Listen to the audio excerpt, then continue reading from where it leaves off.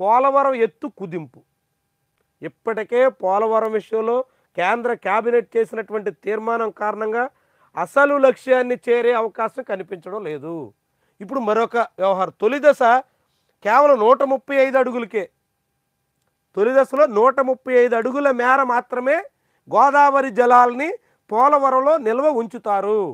అంటే పోలవరం ప్రాజెక్ట్ అసలు కెపాసిటీ 195 టీఎంసీలు అనుకుంటే ఇప్పుడు అందులో దాదాపు ఒకటో వంతు, మూడింట ఒకటో వంతు ఎగరగొట్టేస్తున్నట్టు కనిపిస్తుంది. కేంద్ర కేబినెట్లో నిర్ణయం. పోలవరం ప్రాజెక్ట్ అథారిటీ భేటీలో ఏపీ వెల్లడి. దీంతో తెలంగాణలో ముంపు ఉండదని వాదన. అంటే తెలంగాణ ముంపు గురించి అభ్యంతరాలు పెడుతోంది, ఒడిశా ముంపు గురించి అభ్యంతరాలు పెడుతుంది. అలాంటి అభ్యంతరాల నుంచి తప్పించుకోవడం కోసం గోదావరిలో పోలవరం వద్ద గోదావరి జలాల నిల్వ సామర్థ్యాన్ని తగ్గించేసేదానికి కేంద్రం నిర్ణయం తీసుకుంటోంది. అంటే పోలవరం ప్రాజెక్టు మల్టీపర్పస్ బహుళార్థ సాధక ప్రాజెక్ట్ అని ఇన్నాళ్లుగా చెప్పుకుంటున్న దానికి భిన్నమైనటువంటి పరిస్థితులు ఉండబోతున్నాయి.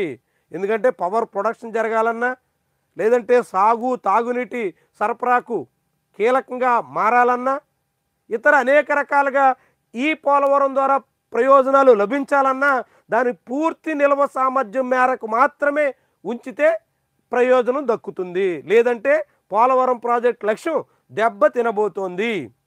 ఇప్పుడు కేంద్ర ప్రభుత్వం కేవలం నిర్వాసితులకి పునరావాసం కల్పించే మొత్తం నుంచి ఎగ్గొట్టేదానికి, చేతులు దులుపుకునేదానికి కేవలం పోలవరం ప్రాజెక్టు కడతారు, నీరు నిల్వ లేకుండా చేతులు దులిపేసుకుంటారు. దాదాపు ఇప్పటికే కాఫర్ డ్యామ్ కట్టిన తర్వాత స్పిల్వే కూడా పూర్తి కావడంతో దాదాపు 100 టీఎంసీల పైన అక్కడ నీరు నిల్వ ఉంటుంది సహజంగా, సాధారణంగా.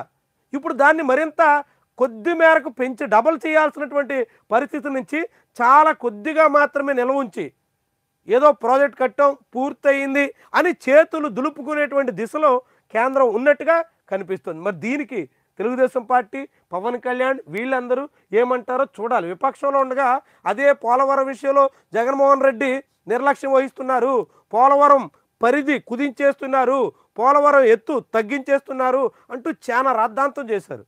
ఇప్పుడు ఆ రాద్ధాంతం అంతా వాళ్ళ హయాంలోనే జరుగుతోంది. మరి ఇప్పుడు దీనికి ఏం చెప్తారు? మరి ఎందుకని కేంద్ర కేబినెట్ తీర్మానం చేసినటువంటి విషయం 135 అడుగుల వరకు మాత్రమే నీటి నిల్వ ఉంచేటువంటి పరిస్థితి ఉంటే ఇక పోలవరం భౌతవ్యం ఏంటి?